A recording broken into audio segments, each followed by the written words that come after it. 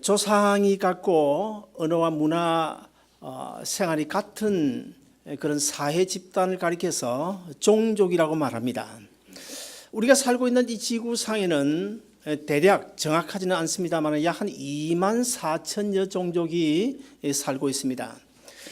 그런 이제 많은 종족들 가운데 아직도 예수 그리스도의 복음이 들어가지 않는 종족, 그러니까 성교학적으로 이야기하면 기독교 신자가 5% 미만인 그런 종족을 가리켜서 미전도 종족이라고 말합니다. 선교단체인 여호수아 프로젝트라는 그런 기관의 조사에 의하면 2009년도에 미전도 종족이 얼마나 되는가 하면 약 한 3,500여 종족이 된다고 그래요. 그런데 그보다 훨씬 1980년대 초에는 16,000여 종족이 미전도 종족이었습니다. 그런데 이제 미국을 비롯해서 우리 한국과 많은 선교사님들이 세계 각지에 들어가서 복음을 전하는 것 때문에 2009년도에는 3,500여 종족밖에 남지 않았어요. 그런데 지금은 과학이 발달하고 교통수단이 발달했기 때문에 복음이 옛날보다는 더 빨리 급속하게 전파되어져서 한 3,500여 종족이 된다고 해도 대략 앞으로 한 15년 내지 20년이면 전 세계에 복음이 다 전파되지 않겠나 그런 짐작들을 하고 있습니다. 자, 그렇다고 보면 미전도 종족에 대한 복음이 다 전파되어지고 마태복음 28장에서 예수님이 마지막 때에 우리에게 분부하신 말씀처럼 세계 모든 민족에게 복음을 전하고 세례를 베풀라 이런 말씀에 의지하면 아무튼 간에 세계 모든 민족에게 복음이 다 전해지고 나면 마지막 때에 이스라엘 백성들이 회개하고 하나님 앞에 돌아와서 예수님을 구주로 영접하게 되고 그러면 우리 주님께서 이 땅에 재림을 하게 되시는데 그렇다고 보면 오늘 이 자리에 계신 저를 비롯해서 여러분 상당히 많은 분들 우리 당대에도 어쩌면 예수님께서 재림하시지 않겠나 하고 조심스럽게 짐작을 해 볼 수도 있을 것 같습니다. 오늘 본문 역시 이 전도에 관한 말씀인데 앞으로도 한 두세 번 정도 더 전도에 관한 말씀을 드리고 애써서를 강해하려고 합니다. 먼저 오늘 본문에 보시면 복음을 듣고 믿는 자만 구원을 얻는다고 분명하게 말씀하고 있습니다. 우리가 이제 예수 믿으라고 전도를 나가 보면 전도를 하다 보면 간혹 이런 반응들이 나옵니다. 전혀 절대 거절하지는 않고 언젠가는 내가 교회 나가겠다고 언젠가는 내가 예수 믿을 거라고 나이 좀 들어서 시간적인 여유가 좀 나면 아니면 리타이어 하고 나면 내가 예수 믿겠노라고 교회 나가겠노라고 그렇게 말하는 사람들이 있습니다. 그러나 저는 지금까지 많은 사람들을 보면서 그렇게 말한 사람 치고 다음 주일 교회에 나오겠다고 말하는 사람 치고 그 다음 주일날 교회에 나오는 사람 저는 별로 보지를 못했습니다. 그것은 어디까지나 복음에 대한 거절일 뿐이다 그런 생각이 들어지기도 합니다. 10여 년 전 그러니까 거의 아마 20년이 된 것 같습니다. 정확하게 모르겠습니다만은 그 훌러톤에 살고 있던 어떤 여집사님이 예수 믿는 사람인데 이 집사님이 자기 남편에게 전도를 했어요. 제발 좀 교회 나가자고 예수 믿자고 전도를 했지만은 이 남편은 예수 믿을 생각을 하지 않습니다.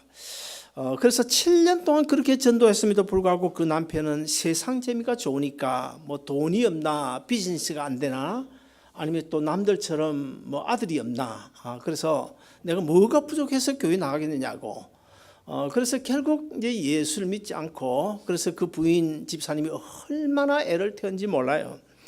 어느 주일 아침이었습니다. 그런데 이상하게도 이 여집사님의 마음속에 자기 남편이 오늘 교회 안 나가면 안 되겠다고 하는 이런 생각이 막 불릴듯이 일어나는 거예요. 마음속에.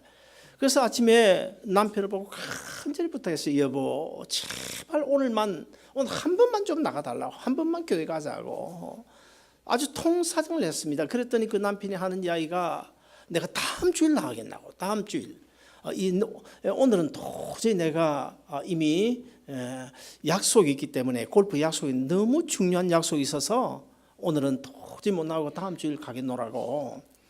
뭐 그러니 어떻게 합니까? 그래서 이제 아침에 그 남편이 차를 몰고 집을 나갔는데 한 30여 분 후에 60번 후리에이, 그러니까 치노힐 부근에서 그만 그 컨테이너 트럭과 그냥 부딪혀 가지고 현장에서 즉사하고 마는 이런 사건, 실제 그런 사건이 있었습니다.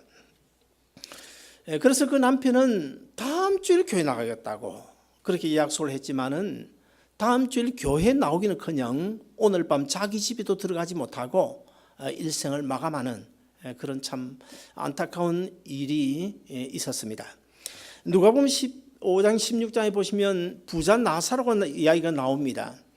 거기 보면 이제 부자가 지옥에 들어가게 되죠. 그래서 부자가 지옥에 들어가서 너무너무 고통을 당하고 있는데 가만히 생각해 보니까 자기야 뭐 어쩔 수 없이 지옥에 떨어졌으니까 어쩔 수 없고 자기 믿지 않는 그 형제 자매들 가족들에게만은 이곳으로 오지 않도록 해야 되겠다, 그런 마음이 간절했어요. 그래서 아브라함에게 이런 요청을 합니다. 저 나사로를 내 집에 좀 보내가지고 내 형제 자매들, 내 자녀들은 다 예수 믿고 이 지옥에 오지 않도록 좀 했으면 좋겠다고 그렇게 애원하며 울부짖으면서 부탁을 했어요. 지옥에 간 그 부자의 경우를 우리가 살펴보면 과연 그 부자가 복음을 듣지 않았을까요?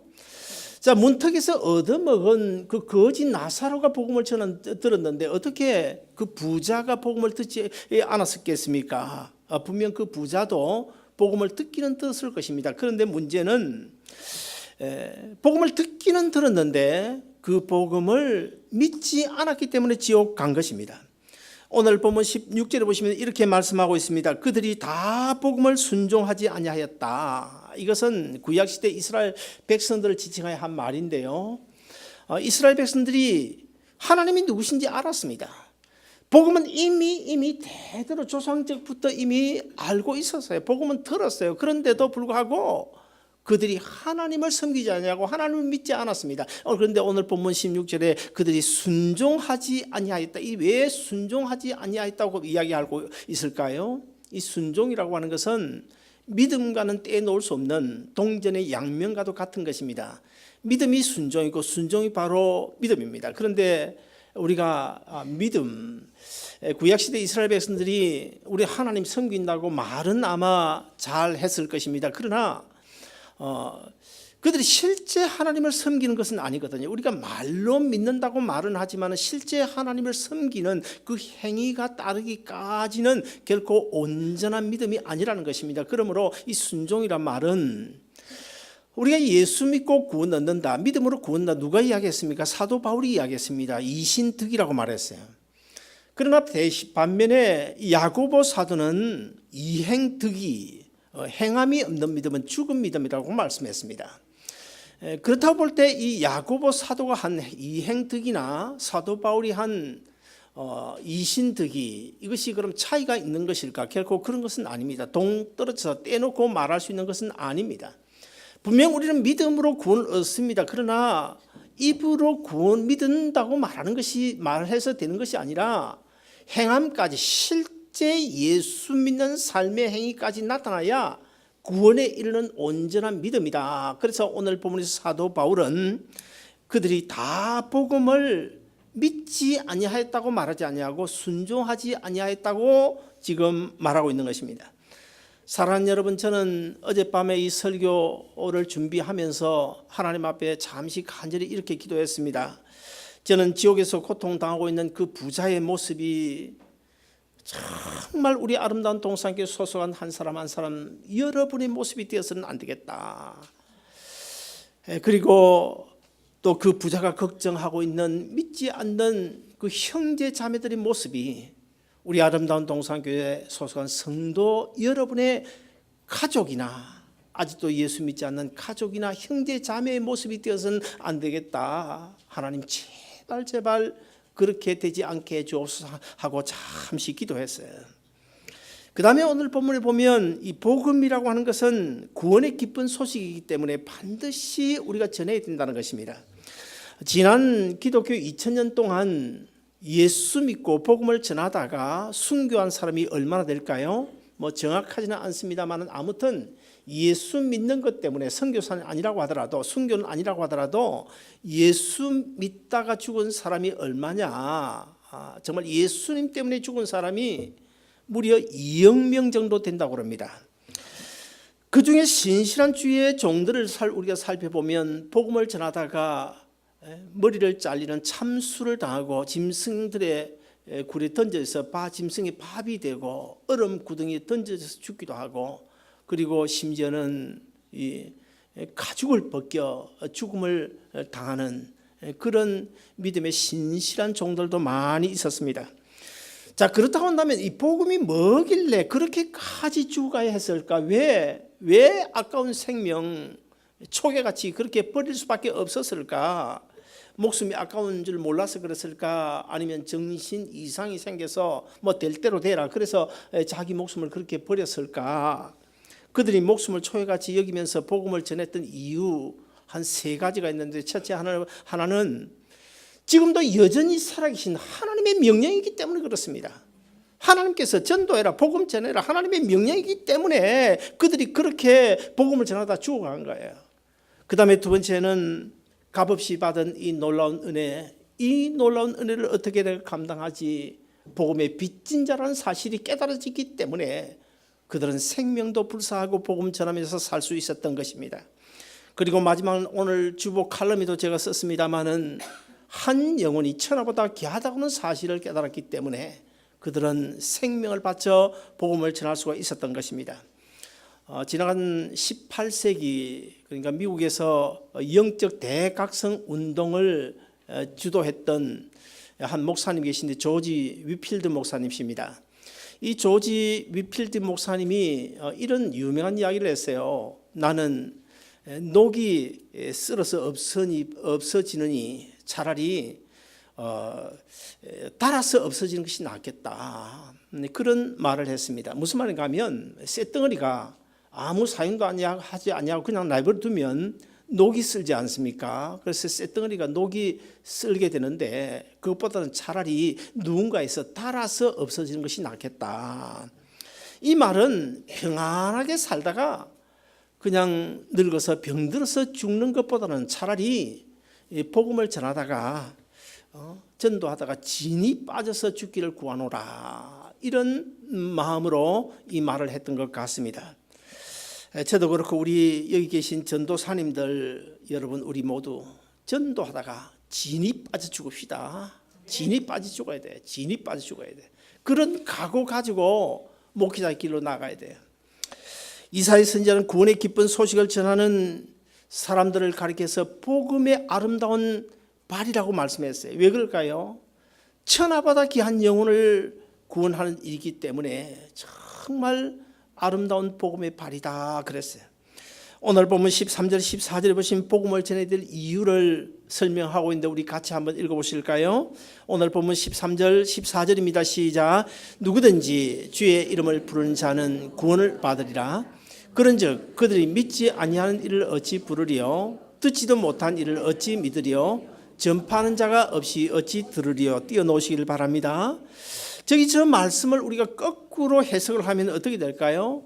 누군가 보내야 복음을 전할 수가 있고 누군가 전해야 들을 수가 있고 전하는 그 말씀을 내가 들어야 믿을 수가 있고 믿어야 주님을 나의 구주로 부를 수가 있고 주님을 나의 구주로 불러야 구원을 얻는다. 그 말씀입니다. 복음은 구원주 되신 우리 하나님으로부터 시작이 됩니다. 그런데 오늘날에는 이 하나님께서 보내지 않은 그런 가짜 복음 전도자들이 많이 있어요. 얼마나 많은지 몰라요. 한국에만 해도 내가 예수라고 말하는 사람이 무려 100명이 현재 넘습니다. 내가 예수다. 심각한 일이죠. 자, 그러면 여러분 우리 한번 생각을 해보시면요.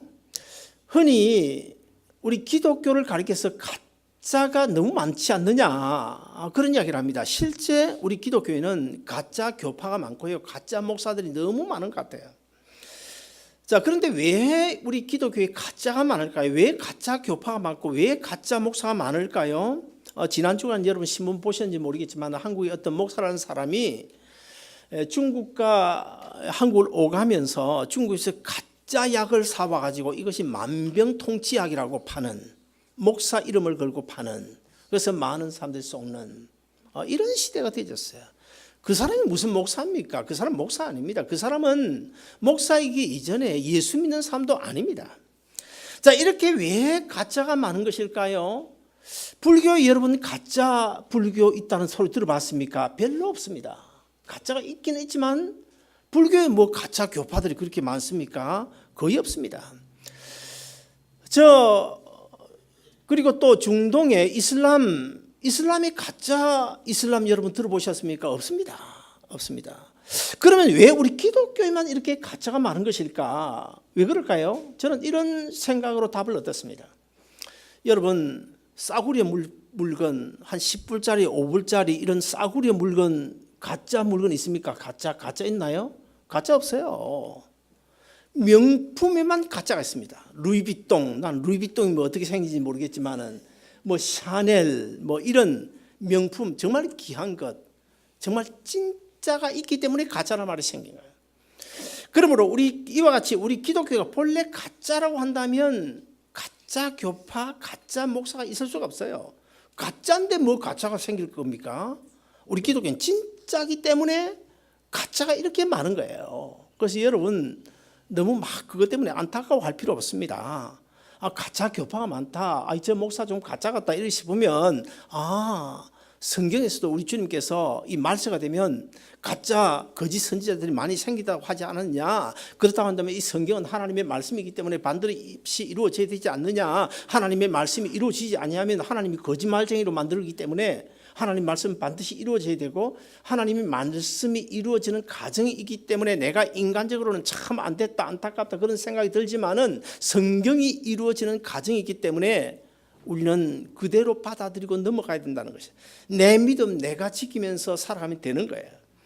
이사야 선지자가 외친 것처럼 우리는 구원의 기쁜 소식을 전하는 아름다운 발이 되어야 됩니다. 요한복음 15장 16절에 보시면 이렇게 말씀하고 있어요. 너희가 나를 택한 것이 아니요 내가 너희를 택하여 세웠나니 이는 너희로 가서 가시를 맺게 하려 함이니라.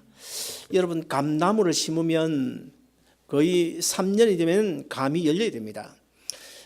대부분의 나무들이 심은 지 3년 만에 과일이 열리게 되어 있습니다. 성경적으로도 그렇게 말씀하고 있어요. 그래서 우리 교회가 선교를 하든 구제를 하든 아니면 장학금을 주든 3년을 기준으로 하고 있어요. 3년 되면 일단 끊었다가 또 한 1년 쉬고 다시 하도록 끊고 해야 되겠다. 그렇게 기준을 정해놨습니다만은 우리 교회가 협력하고 있는 선교사님들은 정말 제가 볼 때 훌륭해요.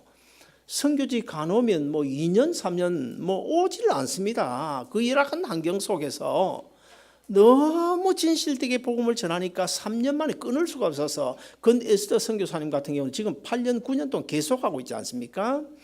아무튼 간에 이 감나무라든지 이런 나무들은 3년이 되면 열매가 열려야 되는데 3년은커녕 5년, 10년 나무가 늙어서 죽을 때까지 감이 열리지 않는다. 그러면 그 무슨 감나무입니까? 이와 같이 우리도 예수 믿은 지 5년, 10년, 20년 되면 최소한도 감 하나 정도는 열어야 되잖아요. 한 사람 정도는 전도를 해야 되는데 한 사람도 전도하지 못했다. 그런데 이 감을 열매 맺지 못하는 그 나무와 똑같을 수밖에 없는 것 아닙니까? 하나님은 구원의 아름다운 소식을 전하기 위해서 우리를 먼저 불러주셨어요. 그렇다 한다면 우리가 죽어가는 사람들이, 멸망해가는 사람들이 듣지를 못했기 때문에, 누군가 나에게 전하지 않았기 때문에 내가 예수 믿지 못했다고 원망하는 원망을 듣지 않도록 하기 위해서라도 우리가 구원의 기쁜 소식을 전해야 되지 않을까. 어떻습니까 여러분? 우리가 정말 이 마지막 시대에 삶이 주어진 삶이 힘들고 어렵지만은 나가서 내일이라도 내가 전도해야 되겠다, 그렇게 생각되시면 우리 하나님 앞에 아멘으로 고백합시다. 마지막으로 세 번째, 순종하는 자만이 복음을 전할 수가 있습니다. 아까도 이야기했지만 믿음과 순종은 동전의 양면과도 같습니다. 믿음 없는 순종이 있을 수가 없고 순종 없는 믿음 또한 있을 수가 없습니다. 정말 우리가 믿음을 순종까지 승화시켜 나가면 거기에 어떤 결과가 일어날까요? 거기에 하나님의 능력이 나타나고 우리 삶 속에 기적이 일어나게 되는 것입니다. 지금은 소식이 끊겼습니다마는 언젠가 옛날 제가 한번 소개한 적이 있을 것입니다. 어떤 목사님 사모님, 그런데 이 목사님이 목회를 하는데 교회를 제가 알기로 2번 개척을 하는데 교회가 안 되는 거예요. 3번째 교회를 개척했다는 소식을 들었는데 그 이유는 제가 지금 소식을 잘 못 듣고 있습니다만은 그 목사님이 이 삶이 그러다 보니까 얼마나 힘들겠어요. 너무 힘들고 어려운데 거기다 그 목사님 사모님이 미국 사람들 100만 명 중에 1명 생길까 말까 하는 이런 아주 희귀한 병에 걸렸어요. 어떤 병인가 하면 세포가 오그라져 들어가는 겁니다. 이 피부 이런 조직들이 자꾸만 오그라져 들어가요. 코도 보면 좁빗해져 있어요. 다 오그라져 좁빗해져 있어요. 손톱도 보면요, 손가락 끝이 다 오그라져 들어가가지고 손톱이 다 빠져나가 버려요. 10손가락 다 손톱이 빠져나가 버리고 거기다 아프니까 스카치 테이프를 지금 발라요. 10손가락 다 스카치 테이프를 바르고 부어기를 하고 하니까 얼마나 힘들겠어요. 안에 내장, 장기도 그렇게 오그라져 들어간답니다. 그래서 사람이 제법 컸는데 요만한 이건 조그만 아이처럼 작아져 버렸어요. 그래서 제가 목회하기 전에 4가정이 마음을 모아서 그 사모님을 6개월 동안 돕기로 작정을 했습니다. 그래서 한 달에 얼마씩 이제 구제를 하고 있는데 그해 성탄절이 됐습니다. 성탄절 됐으니까 우리가 좀 특별히 그 가정에 특별 구제를 하자. 그래서 50불씩 4가정이 모으기로 했어요. 200불을 모았습니다. 근데 저희들은 또 1년에 연말 성탄절 되면 꼭 한 200불 정도는 구제비를 책정을 해놓고 아무리 어려도 구제를 해왔기 때문에 그해 우리가 그 목사님 사모님이 개인적으로 또 200불 구제를 하기로 했어요. 그런데 25일 성탄절까지 너무 일이 바쁘고 힘들어서 시간이 나지 않아가지고 찾아가지 못하고 27일 12월 27일 찾아가겠노라고 그렇게 전화를 걸어서 약속을 했습니다. 그런데 제 아내가 갑자기 저에게 이런 이야기를 하는 거예요. 아니 여보, 가만히 생각해 보니까 내 아이들도 제대로 먹지도 못하는데 이렇게 구제한다는 것이 어쩌면 내 의의를 나타내는 것이 아닐까. 이게 어떤 면에서 좀 모순이 아닐까, 이런 이야기를 하는 거예요. 그러니까 그 말을 들으니까 뭐 저도 부부는 일심동체라 그런지 몰라도 그 말이 귀에 들어오면서 참 그렇겠다 싶은 거예요. 그래서 이제 제 아내가 이런 이야기를 하더라고요. 우리가 50불씩 4가정이 모았는데 우리가 특별 따로 또 200불을 모으기로 했으니까 구제하기로 했으니까 거기서 50불은 우리가 떼가지고 거기서 끄집어내가지고 금년에 우리가 한 번도 게를 먹지 못했는데 게 좀 사 먹으면 안 되겠냐고. 참 좋은 생각이라고. 그래서 이제 그 50불을 끄집어내가지고 12월 24일 이브 날 뉴포트 비치로 이제 게를 사러 갔습니다. 게가 막 파닥파닥 살아있는 그 게 뭐 얼마치는 모르겠습니다만 아무튼 게를 사가지고 차를 몰고 돌아오는데 얼마나 신나는지요. 특별히 뭐 여기저기 크리스마스 캐롤이 울려 퍼지고 그래서 나도 뭐 막 그냥 캐롤성을 부르면서 운전을 해옵니다. 뭐 징글벨 징글 막 신나서 막 운전을 하는데 아니 조금 있다 보니까 어디서 뿅뿅뿅 하면서 폴리스가 따라오고요. 폴리스가 따라서 서라는 거예요. 그래서 세웠더니 제가 90마일을 달렸대. 90마일을. 어쨌든 간에 뭐 이미 뭐 티켓을 끊은 거는 받은 거고 그래서 돌아와가지고 게를 그날 저녁에 맛있게 삶아 먹었어요. 얼마나 맛있는지 그 게를 맛있게 삶아 먹고 24일 저녁에 교회 성탄 축하 예배 드리러 갔는데 예배당에 도착하자마자 제 아내가 갑자기 막 등이고 어디고 막 긁기를 시작하는데 이 알러지, 그러니까 옛날 우리식으로 하면 두드러기가 나가지고요. 저도 뭐 어릴 때 두드러기가 몇 번 여러 번 나봤습니다만은 나는 세상에 그런 두드러기 처음 봤습니다. 이 손바닥만한 것들이요 막 떡지떡지 붙었어요. 온 몸에. 그러면 견디질 못하는 거예요.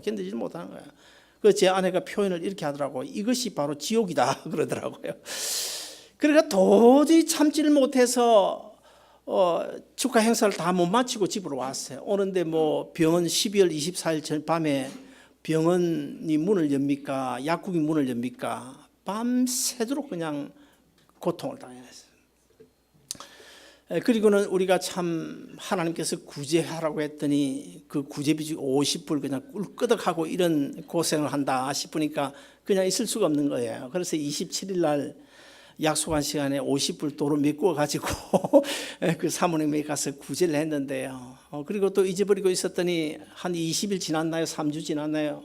법원에서 통지서가 왔는데 벌금 270불인지 350불인지 기억이 안 나요. 지금 오래돼 가지고 구제비 50불 띄어먹고 얼마나 죽을 고생했는지 몰라요. 사랑하는 여러분, 하나님은 때때로 우리에게 감동을 주실 때가 있습니다. 구제하라는 감동을 주십니다. 선교하라는 감동을 주십니다. 가난한 이웃을 도우라는 감동을 주실 때가 있습니다. 이웃을 위하여 중보기도하라는 감동을 주실 때도 있어요. 여러분, 이 감동 아무에게나 주실까요? 아무에게나 주시는 것이 아닙니다. 하나님께서 우리에게 감동을 주실 때는 주시는 세 가지 이유가 있어요. 첫째 하나는 뭐냐면 하나님이 나를 사랑하시는 증거라고 우리가 믿어야 돼요. 그 다음에 둘째는 그런 감동이 오면 다른 사람 다 제쳐놓고 하나님께서 나를 특별히 들어 쓰시겠다고 하는 감동인 줄 우리가 믿어야 되고, 그 다음에 마지막 세 번째는 하나님께서 복 주시겠다고 하는 메시지인 줄 알고 우리가 하나님의 감동에 절대로 거부하지 말고 순종해야 될 줄로 믿습니다. 이번에도 이제 오늘 이제 소그룹 모임, 예비 모임을 가지고 사순절 6주 동안에 한 그룹이 6군데 모여야 되잖아요. 모이는 이 장소를 정하는데 여러분, 혹시라도 성령님이 너희 집에 한번 모여 그런 감동을 주시면 그 성령님의 감동을 외면하지 말고 그대로 예스 알겠습니다. 우리 집 좀 누추하지만 저는 사실 그래요. 지금까지 목회하면서 너무 반짝반짝 잘 이렇게 청소해놓고 그냥 깨끗한 집에 가면 좀 불안해요. 불안해서 오히려 기도도 잘 안 되고. 그런데 지저분하고 정말 좁고 비좁고 이런 집에 가면 훨씬 더 기도도 간절해지고요. 아무튼 여러분, 성령님이 감동 주실 때는 절대로 외면하지 말고 거부하지 말고 그대로 순종하시기를 바랍니다. 우리가 복음을 거역하고 불순종할 때, 하나님의 사랑을 외면할 때, 하나님의 말씀대로 살지 않을 때는, 하나님이 감동 주시는데도 불구하고 그것을 거부할 때는 하나님께서 절대 복 주시지 않습니다. 다시 들어 사용하시지 않습니다. 그것이 더 심하면 끝까지 이것도 저것도 끝까지 거부하면 하나님 징계하십니다. 이것은 성경이 주는 말씀입니다. 최일홍이라고 하는 목사님이 계십니다. 제가 신학교 공부할 때 같은 동기 목사님이신데 저보다 나이는 한 10살 더 위에요. 이분이 이제 어릴 때에 우리 홍장로님처럼 이북에서 이제 그 부모 헤어져서 이남으로 내려왔는데 어쩌다가 미국 이민을 참 빨리 왔습니다. 1970년대 초에 와가지고 공부를 많이 해서 이 버클리 대학 교수까지 역임을 한 분이시고 교회 장로로, 그러다가 이제 나중에는 저와 같이 목사가 됐습니다. 이분이 늘 마음속에 이북에 두고 온 그 어머니 때문에, 그분이 물론 옛날에 예수 믿은 건 아니고 월남 남한으로 내려와서 예수 믿게 됐는데, 자기는 예수 잘 믿고 구원 얻었고 장로 되었고 목사 되었는데 어머니가 저 이북 땅에서 예수 믿지 않고 있으면 어떻게 하나 막 견딜 수가 없는 거예요. 그래서 이분이 뭐 많이 배우고 돈도 있고 그래서 여기저기 뭐 줄을 타가지고 아주 빠른 시기에, 그러니까 1980년대 초에 북한을 갔어요. 북한을 방문하고 어떤 호텔에서 어머니를 이제 상봉하게 됐습니다. 근데 아마 돈을 많이 썼대요. 이틀 동안 그 호텔에서 어머니를 이제 상봉하고 했는데 전도를 못한 거예요. 전도를 혹시나 전도하는 것이 발각되어 가지고 북한에 남아 있는 어머니에게 불이익이 당할까 싶어 전도를 못한 거예요. 그리고는 그만 이틀 상봉 끝내고 비행기를 타고 돌아오는데 성령 하나님이 얼마나 얼마나 책망하시는지. 내가 지금까지 어떻게 살아왔는데, 내가 너에게 은혜 주고 복 주고 그렇게 살아왔는데 내가 거기까지 가가지고 몇십 년 만에 어머니를 만났냐. 그런데 왜 복음을 전하지 않냐고 그렇게 물건만 잔뜩 갖다 주고 돌아오냐. 이런 마음 때문에 비행기 안에서 울고 눈물 범벅이 됐대요. 그런 뒤에 이제 결국 훗날 목사가 되었는데, 그러고 나서 이제 1년 반 후인가 이분이 도저히 안 되겠다 싶어 또 막 줄을 여기저기 타가지고 어떻게 또 비자가 나와서 또 북한을 갔대요. 이번에는 뭐 어떤 일이 있어, 내가 감옥에 잡혀가는 한이 있어 내 어머니에게 전도해야 되겠다, 복음 전해야 되겠다. 그러니까 갔는데 여러분 어떻게 된지 아십니까? 두 번째 북한 평양에 도착하기 20일 전에, 한 달 전에 어머니가 돌아가셨다는 거 아닙니까? 그리고 어머니도 만나지 못하고 비행기 타고 돌아오면서 얼마나 울고 울었는지, 그 이야기를 간증을 통해서 제가 들으면서 저도 참 같이 울어줬어요.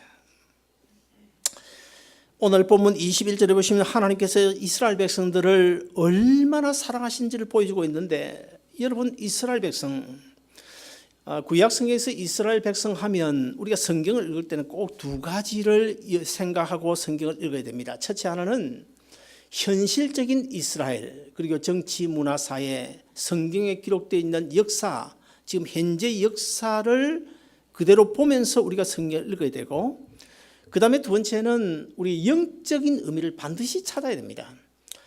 구약성경에서 이스라엘 백성, 그러면 이것은 육적인 아브라함의 후손 이스라엘 백성들만 의미하는 것이 아니고, 신약 시대를 살고 있는 오늘 우리도 영적인 아브라함의 후손이라는 사실을 꼭 기억하고 우리가 이해를 해야 됩니다. 왜냐하면 사실 우리가 믿는 이 믿음의 뿌리가 뭘까요? 뿌리는 바로 아브라함입니다.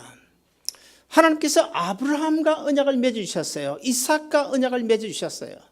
하나님이 아브라함과 언약을 맺어주시고 아브라함들은 너는 믿음의 조상이라고 말씀하셨는데, 하나님께서 아브라함과 맺으신 그 믿음의 언약, 구원의 언약이 어디까지 내려갑니까? 신약시대 예수님 때까지 내려오다가 이스라엘 백성들이 그 언약을 받아들이지 않기 때문에 오히려 예수님을 메시아를 배척하고 십자가에 못 박아 죽었기 때문에 그 구원의 언약이 어디로 흘러갔습니까? 우리 이방인들에게 넘어왔어요. 그러므로 우리가 예수 믿는 것은 내 믿음이 뿌리가 아니고 내 어머니가 믿음의 뿌리가 아니라 궁극적으로 거슬러 올라가면 바로 아브라함이 우리 신앙의 뿌리라는 사실을 기억할 때, 그럴 때 우리가 구약 성경이나 신약 성경에서 이스라엘 백성 하면 우리 또한 육적인 이스라엘 백성은 아니지만 영적인 이스라엘 백성이라는 사실을 꼭 염두에 둬야 됩니다. 그리고 영적인 아브라함의 후손이라는 사실도 우리가 꼭 기억을 하고 하나님의 말씀을 이해를 해야 됩니다.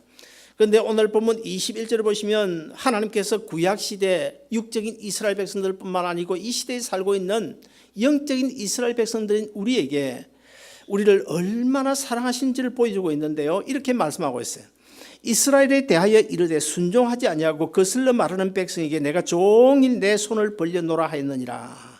여기 보면 내가 종일 내 손을 벌렸다. 무슨 말일까요? 뭘 달라고 요구하는 것입니까? 결코 그렇지 않습니다.